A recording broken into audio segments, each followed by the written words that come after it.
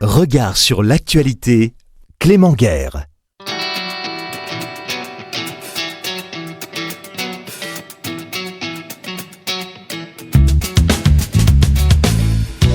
Bonjour à tous et merci d'écouter RCF Bordeaux. Bienvenue dans votre émission de débat politique. Une fois par mois, on est en direct de 12h30 jusqu'à 13h. Alors au programme aujourd'hui, nous allons questionner la légitimité des grands travaux du Sud-Ouest, cette future LGV et la 69 entre Toulouse et Castres. L'État doit-il poursuivre ses chantiers XXL d'aménagement du territoire ? Et puis à Bordeaux, on dirait bien que c'est parti pour la pré-campagne des élections municipales l'année prochaine. Est-ce que c'est le bon timing ? Et avant de parler de candidats, parlons projet. Quelle priorité pour Bordeaux selon vous ? Vous, ce sont mes 4 invités autour de la table. Je les remercie tous et toutes d'être venus dans les studios RCF Bordeaux. Bonjour Gaël Lamarque. Bonjour. Vous êtes le premier adjoint de votre ville, le Bouscat, et vous êtes aussi conseiller métropolitain pour les Républicains, la droite.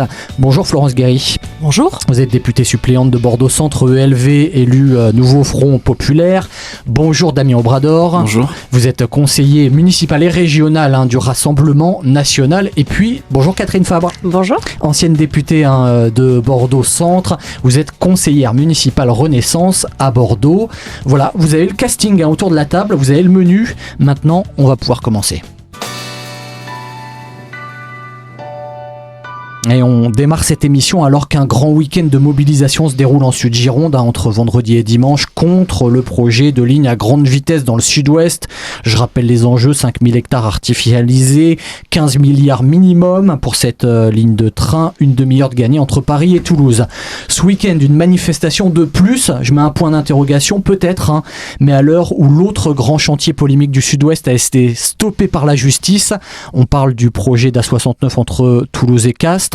D'où cette question en 2025, après la ZAD de Notre-Dame-des-Landes, après les gilets jaunes, après les alertes rouges du climat et après les contestations multiples des riverains, l'État peut-il faire comme si de rien n'était et poursuivre ces projets colossaux ? Premier tour de table. Gaël Lamarque, je me tourne vers vous, je ne sais pas pourquoi.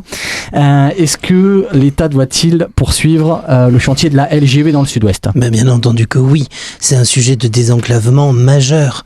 La France, en fait, est hyper centralisée. On a des zones qui sont hyper connectées et des zones qui sont totalement sous-connectées.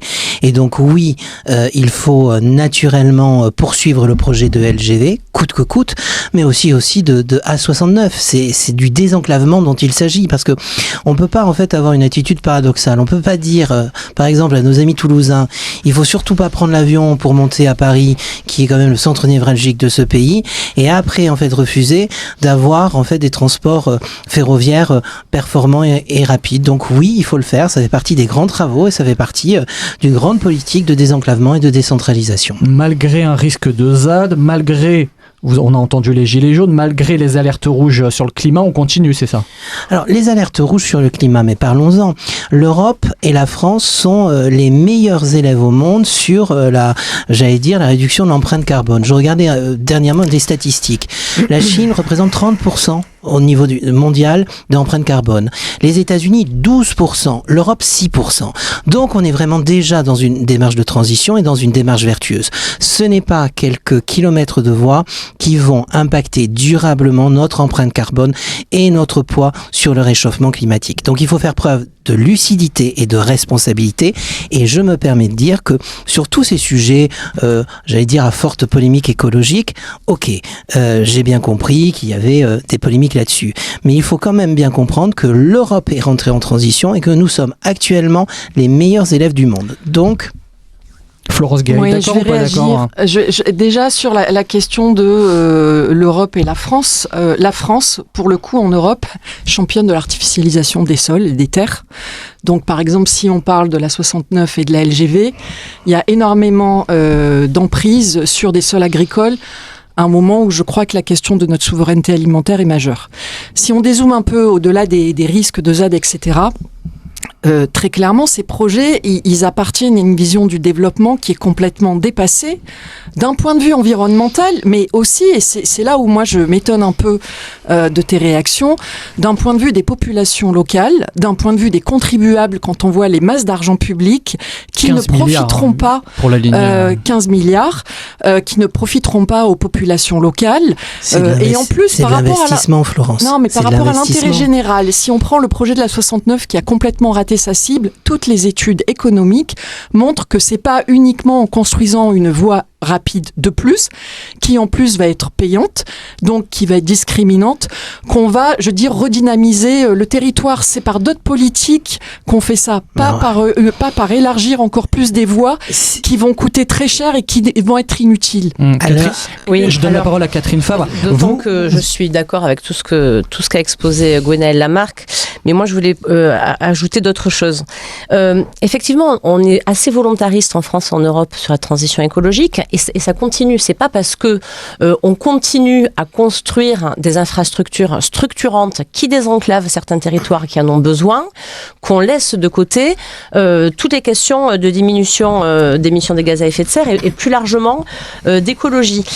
La façon dont vous posez la question en disant l'État, ça va pas du tout. Ce n'est pas l'État qui veut faire ces projets d'infrastructure. C'est le département, c'est la région, ce sont tous les élus locaux. Alors, le département est contre, très clairement. Je parle, si on est sur la 69, tous les élus locaux absolument ont réaffirmé. Pas les maires. Depuis... Pas les maires. Comment ça, pas les maires? Il y a des manifestations Castres, de maires. Mazamet, Toulouse. Vous voulez qu'on en discute des maires? Évidemment que les maires, ils sont tous d'accord. Et d'ailleurs, ils l'ont redit il y a 15 jours. Les maires les maires des régions désenclavées, des régions à désenclaver, je veux dire.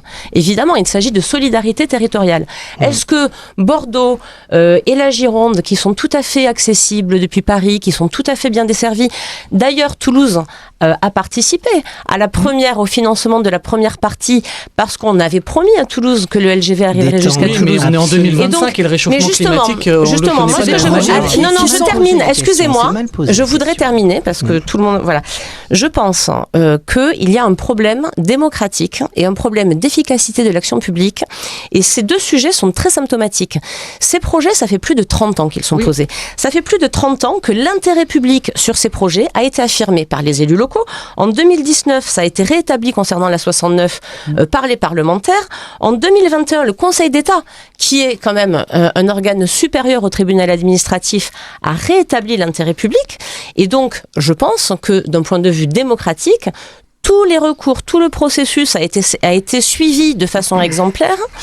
Et donc moi, la question que je pose, et les habitants d'ailleurs de ces contrées vers Castres se sont mobilisés il y a 15 jours pour dire qu'ils étaient contre cette décision et que l'intérêt public, eux, ils le voyaient bien. Et donc je pense que sur ces projets d'infrastructure, il faut vraiment trouver les moyens que ça ne dure pas 30 ans, l'instruction. On va y venir, il faut qu'on arrive en 3 ans à instruire un projet et à le mettre en œuvre. Aujourd'hui, le chantier sur l'autoroute, il est quand même abouti jusqu'à 70%. 70% du chantier est réalisé. Il est arrêté, il est arrêté, mais il est mis en appel. Il est arrêté sur une décision d'un tribunal administratif, alors qu'il y a eu toute une série d'autres décisions tout aussi légitimes et légales auparavant, et je le disais, du Conseil d'État qui est supérieur au tribunal administratif. La procédure est en appel, donc aujourd'hui c'est pas à l'arrêt, c'est à l'arrêt provisoire.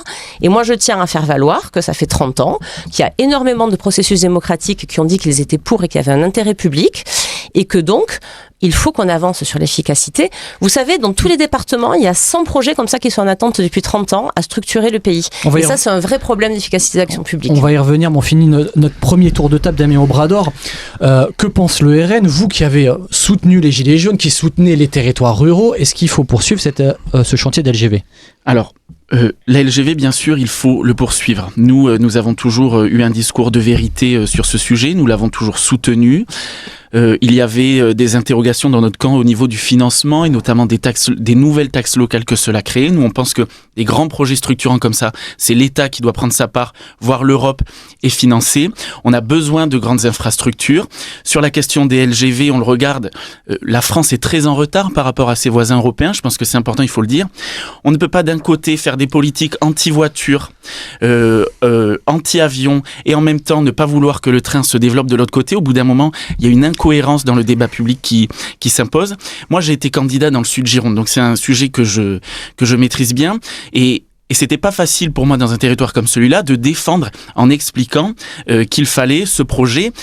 Et puis à Bordeaux, on est très contents. Maintenant, on a la LGV qui nous met à 2 heures de Paris. Bah oui. On ne peut pas maintenant être égoïste et dire aux Toulousains, non, vous n'allez pas avoir aussi la LGV. Je pense que c'est le sens de l'histoire. Des grands projets structurants comme ça doivent avoir lieu. Et ils ne peuvent pas toujours être pris en otage par une poignée de militants radicaux, comme ça va probablement, je le crains, être le cas vous cette fin de semaine. Tous les élus locaux qui vont se mobiliser encore ce week-end contre le projet. Mais c'est pas tous les élus locaux.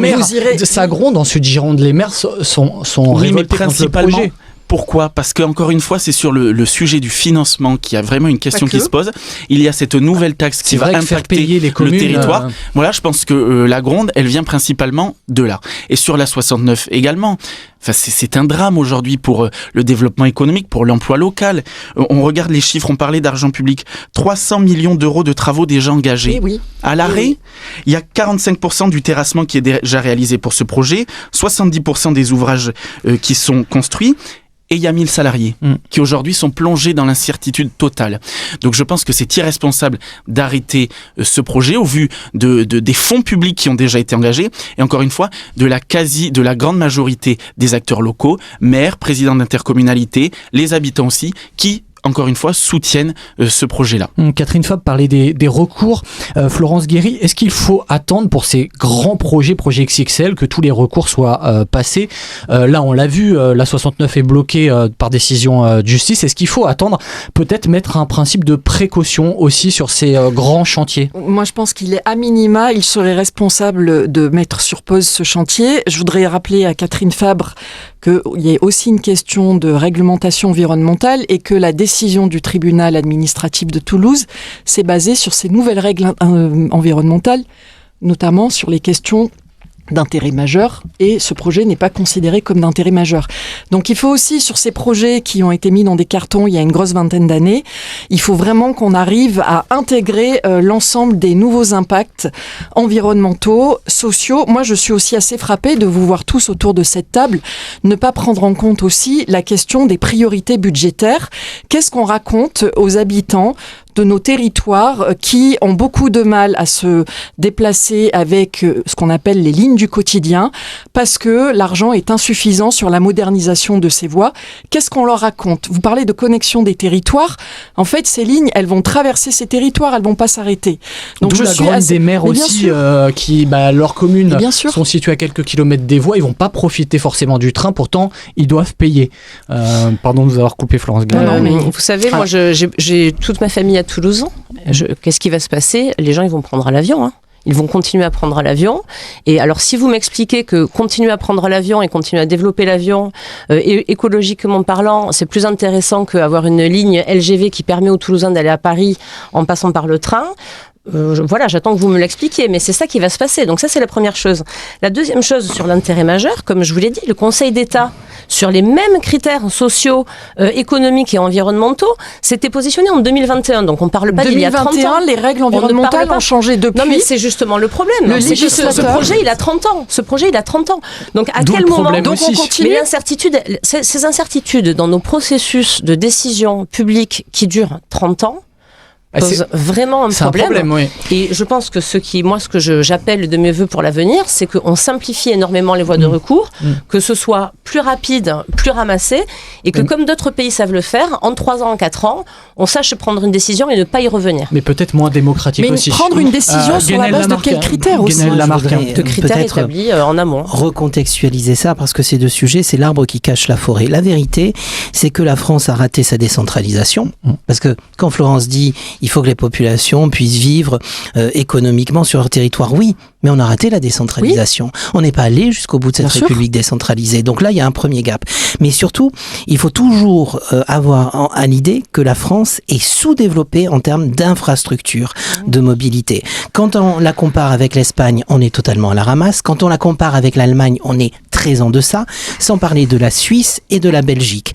Donc si on prend ne serait-ce que cette comparaison, oui, nous devons avoir d'énormes infrastructures de mobilité qui doivent être naturellement du ferroviaire, c'est plus propre, mais aussi des voies d'accès rapide. Parce que dans un monde qui bouge, dans une économie qui bouge. Si jamais les gens ne peuvent pas bouger, nous ghettoisons les territoires. Et ça, c'est pas possible. On dit pas qu'il faut pas on dit qu'il faut qu'ils se déplacent autrement. Et Florence, si tu me le permets, je voudrais répondre à ce que tu disais sur la problématique de l'empreinte écologique. Bien sûr qu'il y a une empreinte écologique. Je parlais pas que de ça. Oui, mais moi, je me dis, voilà, cette empreinte écologique, elle est minime dans tout ce que nous pouvons faire ailleurs pour réduire les problématiques de réchauffement climatique. Et que là, ça vaut le coup, en fait, de faire cette infrastructure. C'est mon opinion. Damien Obrador, est-ce qu'on peut penser que la 69 est arrêtée, qu'on se retrouve avec le même problème, la LGV, les travaux démarrent, et dans 6 mois, 1 an, 2 ans, les travaux sont arrêtés, et ce serait la plus grosse catastrophe, ce serait ça en fait. Mais il ne faut pas souhaiter cette issue-là, et c'est dramatique. Et aujourd'hui, on le voit en France, on débat aujourd'hui d'un projet d'autoroute qui a des dizaines d'années. Et donc aujourd'hui aussi, c'est quelle image de la France, quelle image aussi pour les investisseurs qui voudraient venir en France. C'est dès qu'on a un projet, ça met des années. Au moment où on dépose le dossier, quelques années après, les règles changent, les normes changent. C'est un enfer normatif. On a des manifestations de gens qui agressent les policiers, qui cassent tout sur place. Enfin, aujourd'hui, il faut vraiment remettre la France, je suis désolé, mais en ordre dans tous les niveaux. On voit que un sujet de simple autoroute, un sujet de ligne de fer, ça crée des crispations qui sont terribles. Et en même temps, c'est une démocratie, chacun peut... Oui, non, mais donc on arrête d'écouter les scientifiques sur le changement climatique. C'est ça votre sujet ? Mais alors, pardon, mais madame, donc du coup, on fait quoi ? C'est quoi votre projet ? La décroissance ? On fait plus de route, plus de projets de route, plus d'avions. Dès qu'il y a ne serait-ce qu'une empreinte carbone, on ne fait rien. Je vous ai dit ce qu'on fait. Le grand contournement de Bordeaux qui nous sauverait. On commence par mettre, et après je voudrais quand même, si on dézoome un peu, on commence par mettre plus d'argent sur la modernisation des petites lignes pour que justement les personnes qui se déplacent à l'intérieur, par exemple, des territoires puissent arrêter d'utiliser leur voiture. L'un ne va pas sans l'autre. L'un ne va pas sans l'autre. Florence, là, il y a deux problèmes. Tu as deux problèmes sur les petites lignes, si tu me le permets. Je prends l'exemple et la comparaison immédiatement avec l'Allemagne. D'abord, je suis d'accord, tu as un problème de réseau, mais c'est bien sûr d'entretien, mais surtout de réseau, de maillage. On n'a pas un bon maillage, ce que l'Allemagne a. Et puis il y a un problème de coût. Quand tu sais qu'en Allemagne, tu as un abonnement annuel à 50 € qui te permet de prendre le train quand tu veux pendant 1 an. Mais il faut dis la même chose que moi. Oui, mais je dis quasiment la même chose que toi, à l'exception que ce que tu dis n'est pas pour le moment applicable dans ce pays. Sur le fond, je te rejoins sur l'objectif, mais pour le moment, on n'a pas le réseau, on n'a pas le maillage et on n'a pas la volonté. Donc on dépense des milliards qu'on n'a pas, on recule pour mieux sauter. Okay. Voilà, on désenclave des régions différemment. Je pense qu'on a fait le point sur ce sujet. On va passer à notre second thème de l'émission.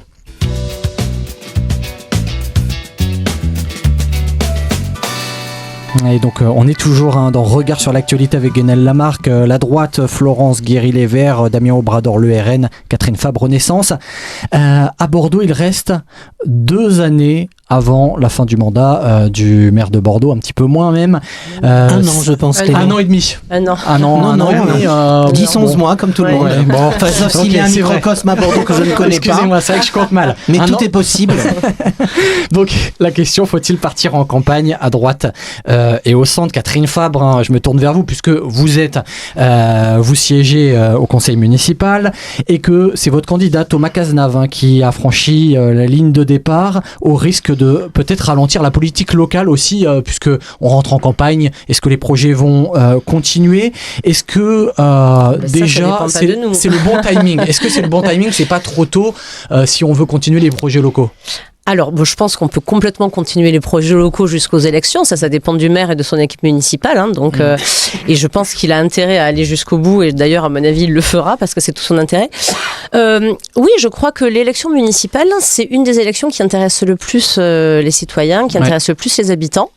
Et donc, à 1 an d'une échéance aussi importante pour chacun, je pense que c'est effectivement le moment de commencer à écouter, à consulter, à lancer une dynamique de réflexion, bien sûr, pour que chaque Bordelais et chaque habitant de sa ville, de manière plus générale, commence à se poser la question de quelle ville il veut pour demain, bien sûr. Et oui, justement, tout à fait. La priorité côté Thomas Cazenave et donc votre famille politique, c'est quoi la priorité à Bordeaux ? En fait, pour nous, effectivement, la grande priorité, mais je pense que c'est ce que veulent les habitants, c'est la question du cadre de vie. Comment avoir une ville qui soit agréable à vivre, dans laquelle on puisse se loger facilement, dans laquelle on puisse se déplacer à la fois facilement et en sécurité, qui soit agréable, qui soit propre, qui soit facile à se déplacer, dans laquelle on puisse mettre ses enfants facilement dans une crèche pour aller travailler, dans laquelle on ait des emplois. Donc il y a aussi la question du développement économique. Donc évidemment, la question du cadre de vie de manière générale est la question qui nous préoccupe et qui focalise toute notre attention. Alors, donc là, la question, c'est engageons une phase d'écoute auprès des Bordelais pour construire ensemble un projet qui puisse être ambitieux. Alors le cadre de vie, on vous dira que il y a plus de pistes cyclables, il y a plus d'arbres. A priori, dans cette ville, on est mieux qu'il y a 5 ans. Ah bon ça, c'est votre point de vue. Moi, je pense qu'il y a plus de pistes cyclables depuis un certain temps déjà et que la dynamique écologique a été amorcée depuis un certain temps. Je pense que sur ces 5 ans qui viennent de s'écouler, je dirais plutôt que de mon point de vue, la ville est à l'arrêt. Je trouve pas qu'il y ait énormément de projets structurants. Je trouve pas qu'émerge une vision très engageante. Et au contraire, il me semble que on assiste justement de ce manque de grands projets structurants et de grandes visions à une continuité qui donne lieu à un délitement progressif de la ville et de la qualité de vie sur Bordeaux. Et donc je trouve que tout l'enjeu, c'est justement de poser une belle vision ambitieuse autour de la qualité de vie des Bordelais, mais aussi plus largement, je pense qu'il faut réfléchir les choses à l'échelle métropolitaine et aussi à l'échelle girondine, parce qu'encore une fois, il est question de solidarité des territoires et que chacun puisse vivre et travailler dans des territoires qui sont proches les uns des autres. Et donc, non, il y a beaucoup à faire et beaucoup d'accélérateurs à donner pour que Bordeaux soit une ville beaucoup plus agréable à vivre. Damien Obrador, vous n'aviez pas l'impression, enfin de ce que j'entends, que c'est une ville plus agréable à vivre qu'il y a 5 ans. Déjà, est-ce qu'elle est sur la liste prioritaire des villes à gagner pour le RN Bordeaux ? Alors, avant de commencer ce débat, permettez-moi d'avoir une pensée pour Nicolas Florian, qui nous a quittés de façon brutale. C'était un collègue à la région qui était apprécié de tous. Et on a eu un hommage il y a quelques jours et vraiment c'est l'intégralité du spectre politique qui lui a rendu hommage et qui a reconnu ses grandes qualités. De l'ancien maire de Bordeaux. Voilà. Ensuite, sur Bordeaux, pardon Madame Fabre, mais j'ai trouvé ça un petit peu, et c'est un avis personnel, un petit peu déplacé. La précipitation qu'a eu Thomas Cazenave à venir dans la presse et à dire je suis candidat, alors que il n'a pas dit qu'il était candidat. Alors que de ce qu'on sait, il y avait eu un accord, alors je sais pas, je ne fais pas partie de cette famille politique, mais il y avait eu un accord entre tous les candidats, donc vous, voilà, ça change rien, il y a le temps du deuil. Oui, mais il y a quand même, on fait de la politique, mais il y a quand même le temps du deuil et le temps du respect. Je pense que c'est important. Bordeaux, bien sûr, fait partie des priorités pour le Rassemblement national. Nous aurons un candidat avec un projet, une équipe qui seront annoncés dans les prochains mois. Je pense que le débat, effectivement, il faut que le débat ait lieu, et le débat, je pense, sera passionnant parce que lors du Covid, il y a 5 ans, on a un petit peu été privé du débat démocratique sur tous les sujets que doit apporter les élections municipales. Il y a à dire. Parce que Pierre Urmic a un bilan sur la sécurité, sur les projets structurants, sur l'écologie qu'il nous a vendu, qui finalement, on voit que le bilan est bien maigre. Et quelle priorité pour le RN ? Moi, je pense qu'il y a un sujet qui a éclaté ces dernières années, et je lisais la presse encore hier, c'est celui de la sécurité. Quand on voit aujourd'hui que des soutiens qui ont soutenu Pierre Urmic en 2020, aujourd'hui des collectifs d'habitants se sont créés et appellent à l'aide, parce que l'insécurité explose, parce que la consommation de drogue explose dans certains quartiers. Et là, on voit notamment des habitants qui construisent des murs et des portails dans leur impasse parce qu'ils ont peur de rentrer le soir chez eux. Alors là, ce sont des paroles directement d'habitants qui vivent cette insécurité. Il y a eu l'explosion aussi des mineurs étrangers qu'on retrouve dans la rue. Je pense qu'il y a eu, il y a quelques années, énormément d'agressions et de viols de femmes. Donc je pense que la sécurité, c'est important, mais il y a aussi le logement, il y a aussi la circulation parce que aujourd'hui on circule beaucoup moins bien à Bordeaux qu'il y a 5 ans. Donc tous ces sujets-là vont être débattus. Ouais, c'est votre interprétation des agressions. J'ai pas les chiffres. Ce sont des articles de presse. Catherine Favre, juste pour réagir rapidement et après je donne la parole à Florence. Rétablir les choses, parce que je peux pas vous laisser dire ce que vous venez de dire. Alors tout d'abord, vous avez évoqué le décès de Nicolas Florian qui m'a vraiment très personnellement beaucoup affecté. C'était un élu avec qui on travaillait bien, avec qui on collaborait bien. Et évidemment qu'on a été extrêmement choqués et qu'on a voulu évidemment respecter un temps de deuil. C'est d'ailleurs la raison pour laquelle nous avons attendu que l'équipe de Nicolas Florian se restructure, se réorganise et recommence à communiquer justement en externe avant d'appeler à un rassemblement avec son équipe, ce que précisément Thomas Cazenave avait déjà commencé à faire avec Nicolas Florian, parce que tous les deux étaient justement bien conscients que il était temps et que ce temps de municipal et de travail autour du municipal était arrivé. Donc on a été complètement respectueux des équipes et donc je ne souhaite pas que cette question soit instrumentalisée. Je trouve que c'est instrumentalisé de dire ça. Notre ville et de oui, mais justement, allez-y, Florence Guéry, quelle priorité pour vous qui avez d'abord, quand même, je voudrais ceux qui arguent qu'il ne se passe rien, qu'on voit rien, c'est peut-être parce qu'ils regardent pas avec les bons indicateurs. Vous nous accusez souvent d'être dogmatiques. On a repris en matière d'urbanisme des projets qui étaient dans les cartons, on les a reconfigurés justement en pensant transition écologique. Comme la rue Bordelaise, par exemple. Oui, et puis d'autres gros projets, par exemple le site de la Jalère avec les nouvelles façons de travailler, la végétalisation. Quand même sur la sécurité, enfin moi cette forme de mauvaise foi. Les habitants sont de mauvaise foi alors? Non, les habitants ne sont pas de mauvaise foi. Très tôt, Pierre Urmic a tiré la sonnette d'alarme sur le manque des effectifs qu'il y avait au niveau de la police nationale. Je me souviens des nombreux échanges et demandes de rendez-vous auprès de la préfète. Donc les effectifs sont arrivés, ils sont pas à la hauteur des besoins, mais on a attendu très longtemps, donc on peut pas nous expliquer que la sécurité n'est pas un sujet. Surtout quand Pierre Urmic a passé 6 mois à consulter l'ensemble des intervenants et des acteurs pour décider d'armer sa police municipale en partie et mieux répondre et faire un nouveau contrat de sécurité. Donc, et après, vous ne pouvez pas, en tant que responsable politique, occulter que tous les sujets liés à la question des mineurs, la question de la criminalité et des drogues sont aussi des sujets nationaux qui sont majeurs. Je donne la parole à Guénel Lamarque pour finir. Est-ce que vous avez hâte que la droite regagne peut-être Bordeaux dans un an? Moi, j'ai surtout hâte qu'il y ait un grand débat démocratique, que la droite et le centre s'entendent, se rassemblent. Il faut un candidat commun. Je le pense, voilà, tout simplement. Mais je commenterai pas plus parce que je dois vous le dire en toute honnêteté.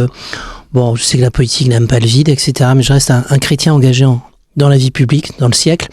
Et je pense qu'il y a un temps de deuil et j'ai pas vraiment envie de commenter l'actualité bordelaise, en tout cas pour le moment. Catherine Favre, pour finir, il nous reste une petite minute. Voilà, pour vous, après ce qu'on vient d'entendre, la priorité, c'est quoi? Vous avez un candidat qui est déclaré, c'est Thomas Cazenave. Il n'est pas déclaré. Il appelle au rassemblement de la même manière. On souhaite qu'il y ait un candidat. Et donc, on appelle à se structurer pour justement proposer une alternance qui soit positive pour Bordeaux autour d'un candidat qui viendra plus tard. Donc, il n'est pas candidat. Il appelle à se structurer et il appelle à travailler. Sur les points, est-ce qu'il est plus facile aujourd'hui de se loger à Bordeaux? Est-ce que c'est moins cher? Non. Est-ce qu'il est plus facile d'avoir des enfants en crèche? Non. Sur la sécurité, je voudrais quand même y revenir. Attendez, sur la sécurité. Il nous reste une minute. Sur la sécurité, nous avons des effectifs de police nationale qui sont arrivés à Bordeaux, comme partout ailleurs en France, plus 10 000 effectifs de policiers qui sont arrivés. À l'inverse, au niveau de la police municipale, il y a un énorme écart entre les déclarations, les postes ouverts, et les postes effectivement pourvu. La police municipale est sous-dimensionnée à Bordeaux et depuis plusieurs années, on le dit au maire, et il n'y a pas d'augmentation effective des policiers municipaux à hauteur de ce qu'il annonce. Quand vous dites qu'il arme une partie de sa police municipale, il a armé une brigade, donc il arme pas du tout sa police municipale. Ça va peut-être venir. Oui, et puis voilà, tout ça pour vous dire. Non, mais c'est pas une fin en soi, mais il y a des problèmes de sécurité à Bordeaux. C'est un fait. C'est un fait qu'il y a un problème de sécurité à Bordeaux. Il faut le regarder en face et apporter apporter des solutions. On va continuer d'en parler dans nos prochains débats politiques sur RCF Bordeaux.